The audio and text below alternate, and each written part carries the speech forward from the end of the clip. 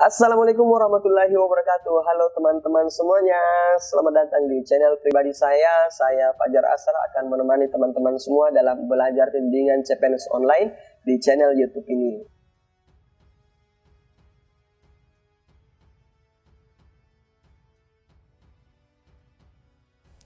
Bismillahirrahmanirrahim. Assalamualaikum warahmatullahi wabarakatuh. Halo sahabat semuanya, selamat datang di channel YouTube saya, para pejuang CPNS dan para pejuang P3K. Kali ini kita akan belajar tentang materi pemahaman bacaan bahasa Indonesia pada soal tes intelijensi umum. Tentu saja kita membutuhkan trik dan tips dalam menjawab secara cepat dan tepat pada soal bacaan bahasa Indonesia. Karena soal ini akan menguji wawasan kita ya dalam memahami sebuah teks bacaan. Nah, sebelum kita memulai materi, kita hadapkan dulu pada contoh soal yang ada pada layar sahabat semuanya. Nah, tentu saja ketika kita melihat contoh soal seperti ini, ya, di sini terdapat dua paragraf, ya. Ketika kita membaca satu persatu atau membaca dengan cepat soal ini, maka akan membuat waktu kita terkuras habis, ya. Karena kenapa? Kita hanya diberikan waktu selama 100 menit, ya, 100 menit dalam menjawab soal. Nah, tentu saja ketika kita membaca soal ini, ya, maka tentu saja akan membutuhkan waktu yang cukup banyak, sehingga kita membutuhkan adanya trik. Nah, di sini triknya adalah dalam menjawab soal seperti ini, kita harus membaca terlebih dahulu seperti apa pertanyaan yang diajukan, ya. Di sini kita melihat yang ditanyakan adalah ide pokok paragraf, ya. Ide pokok paragraf pertama, berarti kita yang mencari ide pokok paragraf yang pertama ini, ya. Ini namanya paragraf, ya. Ini paragraf kumpulan kalimat. Ini paragraf kedua. Nah, tentu saja jika teman-teman tidak memahami atau tidak mengetahui yang manakah itu ide pokok paragraf, maka percuma trik ini digunakan atau trik membaca cepat itu digunakan, ya. Sehingga untuk bisa menjawab dengan tepat atau benar soal ini, maka kita membutuhkan tips, ya, dimana untuk tipsnya kita harus mengetahui, ya, apa maksud atau apakah itu ide pokok paragraf, ya, ide pokok paragraf. Dan tentu saja untuk ide pokok paragraf ini itu sangat dipengaruhi oleh jenis paragrafnya, apakah dia deduktif atau induktif atau deduktif induktif atau campuran, ya, atau yang biasa disebut dengan paragraf campuran. Nah, sebelum kita jawab soal ini, mari kita dulu membahas, ya, materi untuk bisa memahami secara komprehensif atau secara menyeluruh, jadi tidak hanya sekedar menjawab soal-soal. Nah, tentu saja ada di antara teman semuanya yang sudah pusing dari pembahasan saya, tapi tenang, saya akan membahas secara jelas. Nah, bicara tentang materi pemahaman bacaan, ya. Jadi tes ini diadakan, kita harus ketahui dulu bahwa teks ini diperadakan untuk mengukur konsentrasi dan banyaknya wawasan Anda dalam memahami isi atau informasi yang terdapat pada bacaan, ya. Tes pemahaman bacaan itu membutuhkan pemahaman konsep, terutama tentang paragraf atau teks yang baik. Selain itu, tes ini juga membutuhkan keefektifan serta keefisienan Anda dalam membaca teks yang panjang. Jadi di sini juga dibutuhkan skill dalam membaca cepat dan tepat. Nah, sebelum kita bahas lebih jauh, kita harus menentukan dulu atau mengetahui apa itu paragraf yang biasa disamakan dengan alinea, ya. Paragraf atau alinea itu merupakan bagian dari suatu karangan yang terdiri dari sekumpulan kalimat di mana kalimat yang satu dengan kalimat yang lainnya saling berkaitan. Paragraf ini dibangun berdasarkan ide pokok tertentu.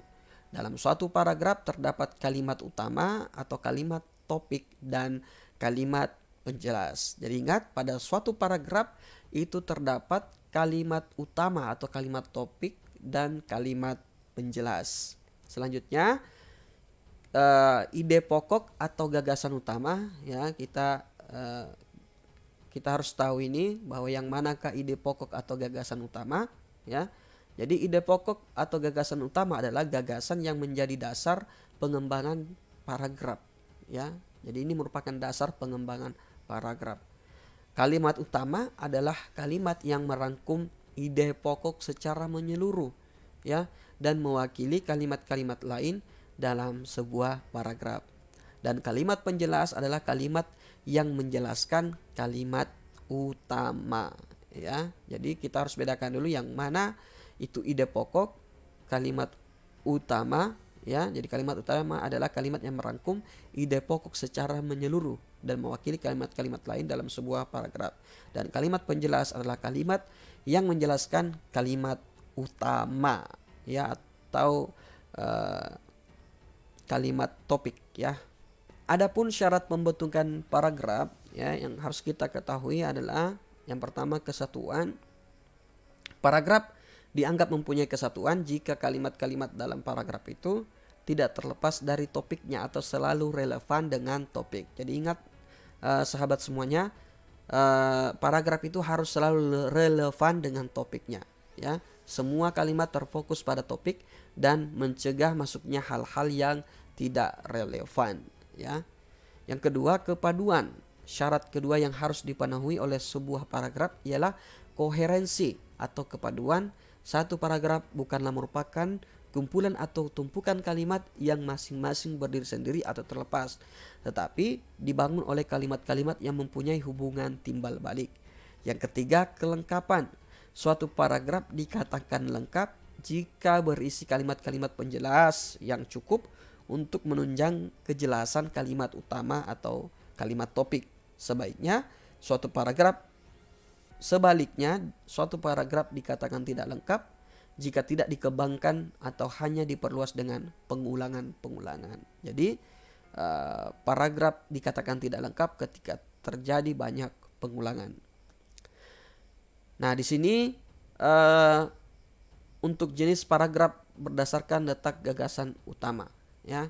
Jadi seperti contoh soal yang sebelumnya yang di awal, ya, kita harus menentukan gagasan utama atau ide pokok. Nah, tentu saja ada beberapa paragraf yang dimana paragraf tersebut akan menentukan letak dari ide pokok atau gagasan utamanya, tergantung dari jenis paragrafnya, ya. Yang pertama, paragraf deduktif. Nah, kita harus definisikan dulu apa itu paragraf deduktif. Paragraf deduktif adalah paragraf yang gagasan utamanya terletak pada awal paragraf.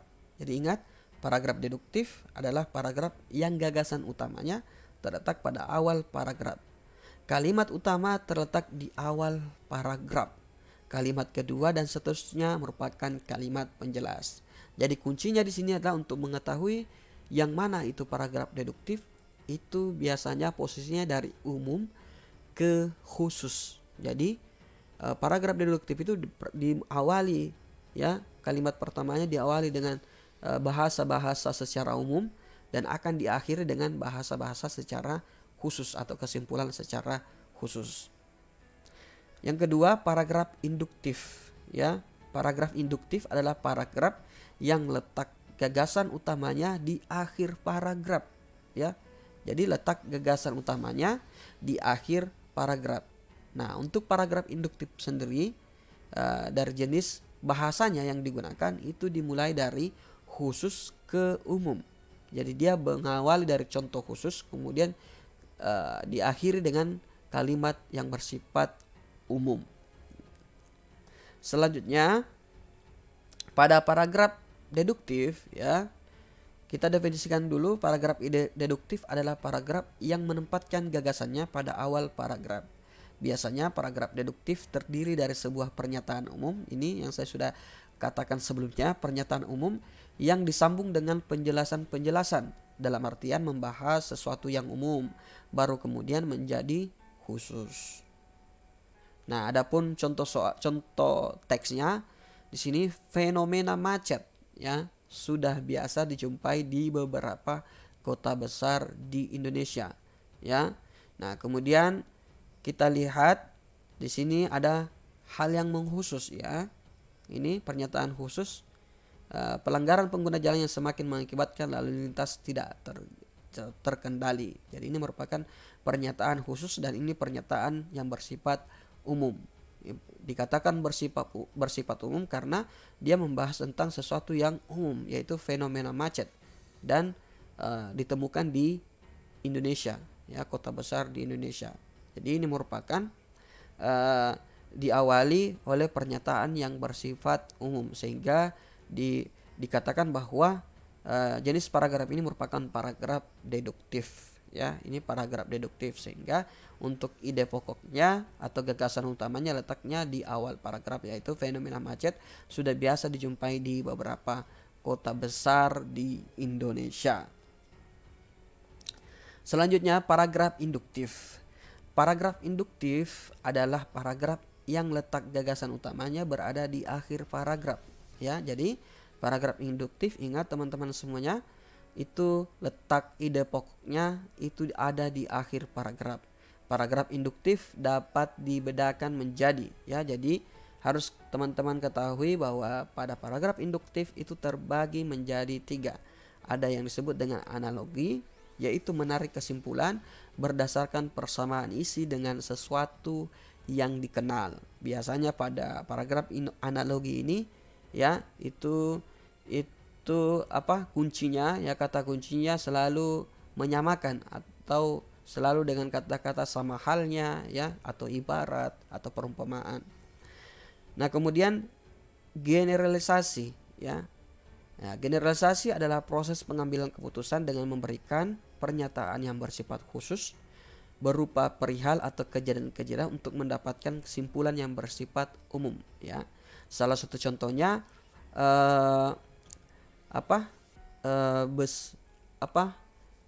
emas ketika dipanaskan dia akan mencair ya. Besi ketika dia dipanaskan akan mencair, perak ketika dipanaskan mencair, maka kesimpulannya adalah semua logam ketika dipanaskan akan mencair. Nah, itu salah satu bentuk generalisasi. Kemudian yang selanjutnya yaitu paragraf induktif yang bersifat kausal, yaitu hubungan ketergantungan antara dua kalimat atau lebih. Artinya suatu akibat akan terjadi ada sebab. Jadi ada hubungan sebab akibat.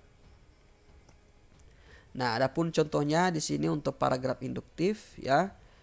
Di sini setelah banjir surut, anak-anak yang berhasil dievakuasi kemarin diantar ke pelayanan medis darurat ya. Dan selanjutnya dapat dikatakan bahwa banjir bandang yang melanda Denpasar minggu lalu itu membawa dampak yang buruk bagi kesehatan anak korban banjir ya. Ini dia pernyataan secara khusus di sini. Setelah banjir surut, anak-anak yang berhasil dievakuasi kemarin diantar ke pelayanan medis darurat untuk diberikan pemeriksaan. Ini bersifat khusus ya. Kemudian ini pernyataan yang bersifat umum ya. Ingat, induktif dari khusus ke umum sehingga simpulannya adalah dapat dikatakan banjir bandang yang melanda Denpasar minggu lalu itu membawa dampak yang buruk bagi kesehatan anak korban ya, karena sebelumnya sudah dibawa ada pernyataan yang menyebutkan bahwa anak-anak dibawa kepada pelayanan medis ya, karena terdapat kasus penyakit yang diderita anak-anak korban banjir bandang. Ini merupakan salah satu bentuk paragraf kausal ya, karena ada hubungan akibat ya, ada hubungan akibat dan sebab atau sebab akibat. Ini merupakan akibatnya ya. Akibatnya itu ada beberapa penyakit yang muncul dan sebabnya itu karena adanya banjir.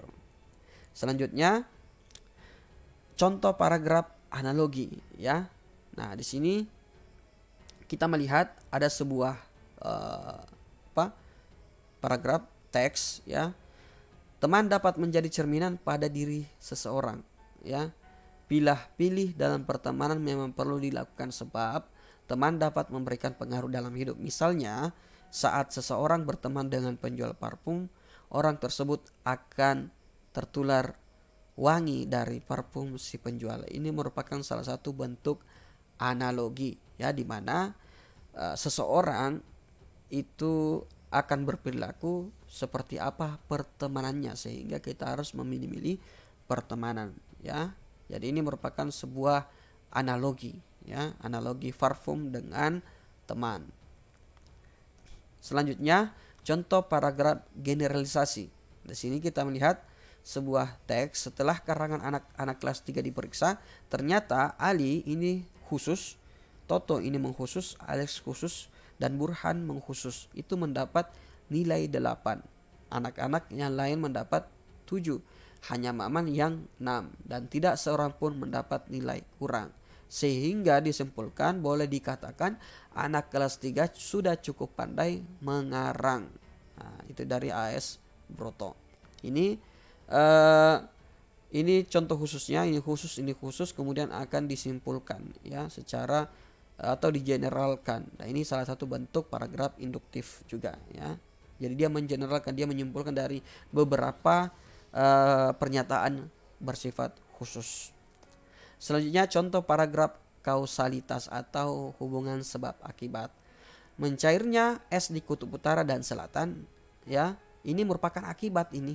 Mencairnya es di kutub utara dan selatan, ya, dan kenaikan permukaan laut dan kenaikan suhu secara global adalah beberapa akibat atau dampak yang ditimbulkan oleh pemanasan global. Ini penyebabnya, yaitu pemanasan global. Sehingga ini merupakan kategori paragraf kausalitas.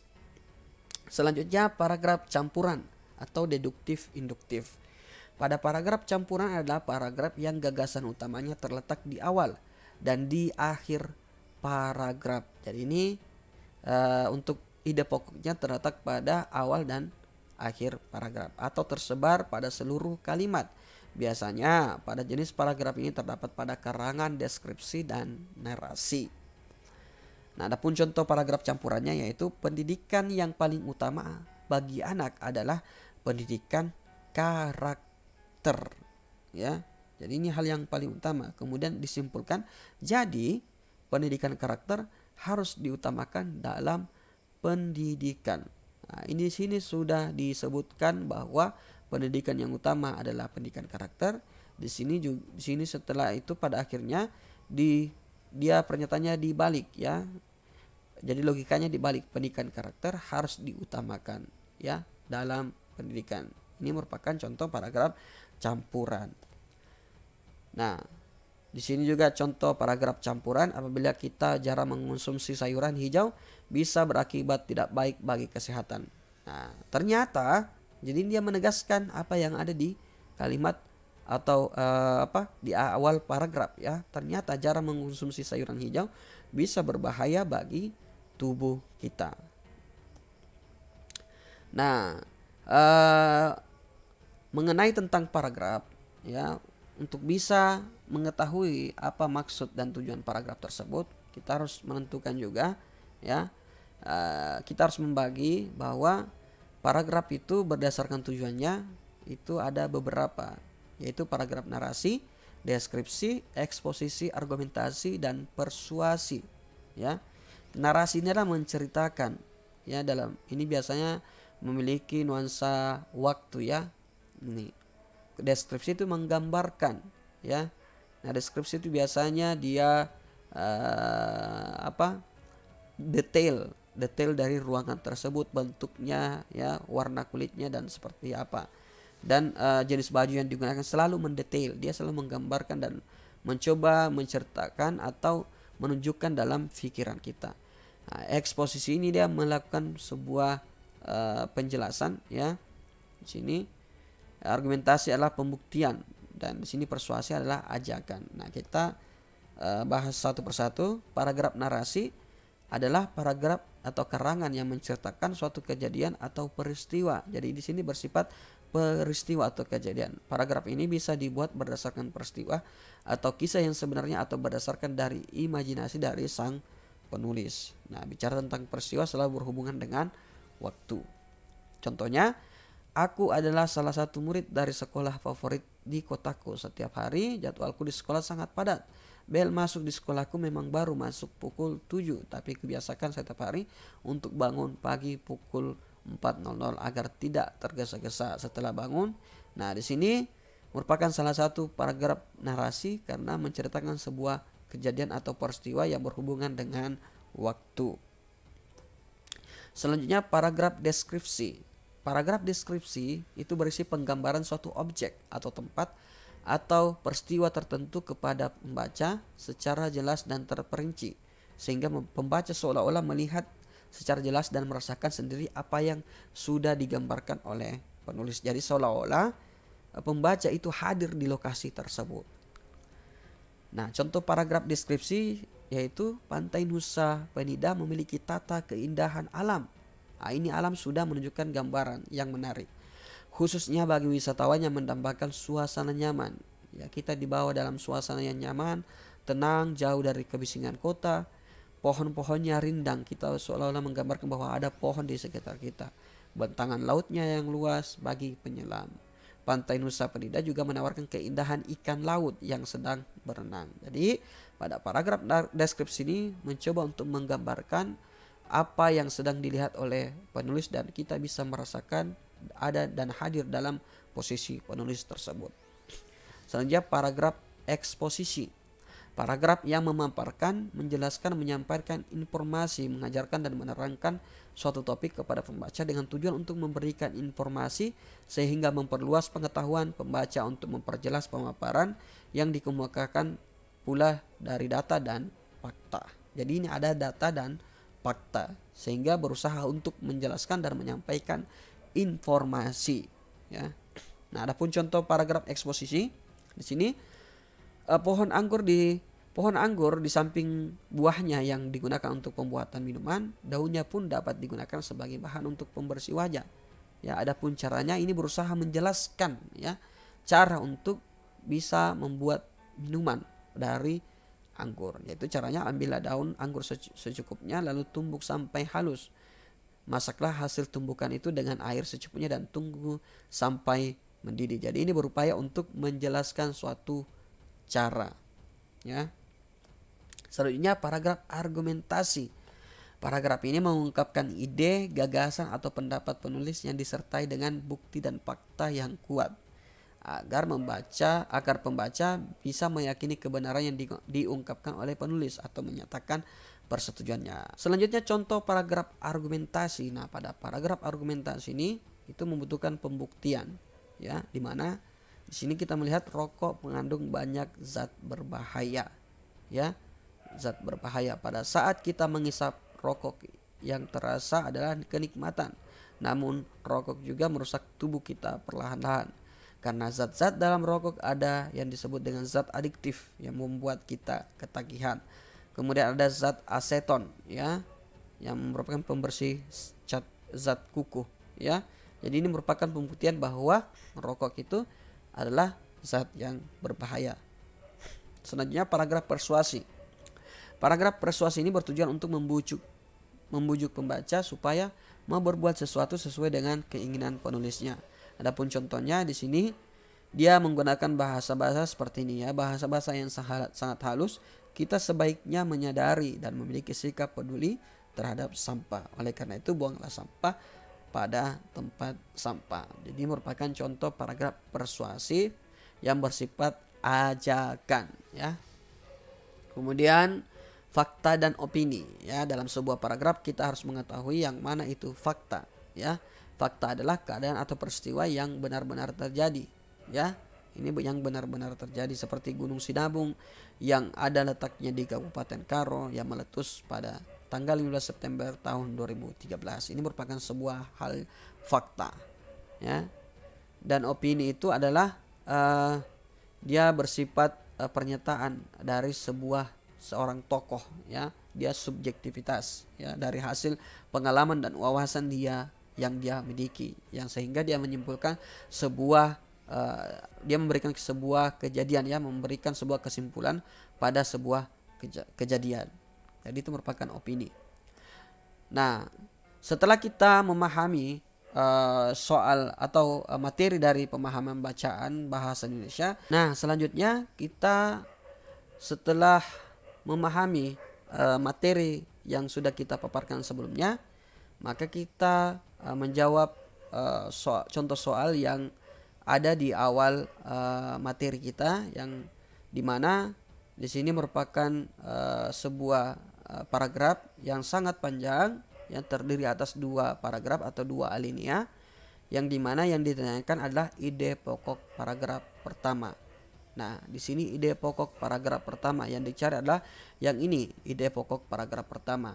Nah, ketika kita melihat dari bahasanya, ini kata khusus ya, dan ini kata populasi dan pertumbuhan penjualan sepeda motor, itu bersifat umum ya.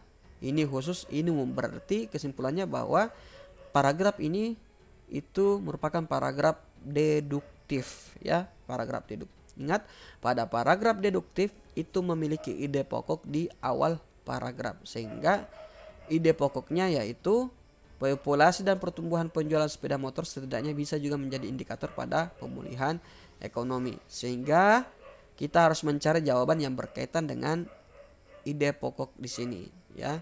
Nah, di sini yang berkaitan adalah penjualan sepeda motor sebagai indikator pemulihan ekonomi, sehingga jawaban yang benar adalah bagian E.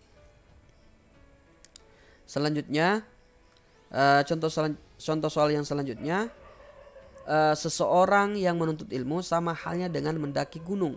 Sewaktu mendaki ada saja rintangan dan sebagainya.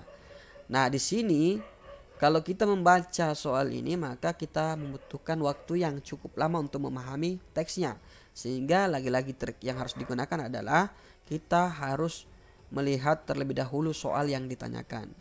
Nah, di sini yang ditanyakan adalah kesimpulan yang tepat untuk melengkapi analogi di atas. Berarti kita harus mencari pernyataan ya pada jawaban tersebut, pada jawaban ini yang berhubungan dengan soal yang di atas ini ya, yang berhubungan dengan soal di atas ini, di mana dalam bentuk penganalogi atau perumpamaan. Tentu saja bahasa perumpamaan atau bahasa analogi selalu identik dengan misalnya, sama halnya ya, nah, atau contohnya. Nah, di sini kita lihat dari segi bahasa, kita baca ini, seseorang yang sedang menuntut ilmu perlu persiapan untuk menghadapi setiap tantangan. Itu bukan dalam bentuk pernyataan analogi ya. Kemudian bagian B, jadi menuntut ilmu sama halnya dengan mendaki gunung. Nah, ini merupakan sebuah pernyataan analogi karena mencoba memperumpamakan ilmu dengan mendaki gunung. Kemudian bagian C, rajin mendaki gunung pasti akan lebih mudah dalam memahami pelajaran. Ini bukan teks analogi ya. Kemudian mendaki gunung harus sering kita lakukan karena akan mempermudah kita dalam menggapai prestasi. Ya, ini tidak ada hubungannya dan tidak bisa diperumpamakan mendaki gunung dengan menggapai prestasi ya. Kemudian bagian E, jadi kalau kita ingin cepat dalam memahami pelajaran kita harus rajin mendaki. Ini tidak ada hubungannya ya, tidak ada hubungannya dengan prestasi dan mendaki gunung dengan memahami pelajaran. Sehingga jawaban yang tepat adalah bagian B ya, menuntut ilmu sama halnya dengan mendaki gunung. Nah, itulah tadi materi tentang pemahaman paragraf bacaan bahasa Indonesia. Mudah-mudahan informasi ini bermanfaat buat sahabat semuanya. Sekian dan terima kasih. Jangan lupa like dan subscribe channel ini. Wabillahi taufiq wal hidayah. Wassalamualaikum warahmatullahi wabarakatuh.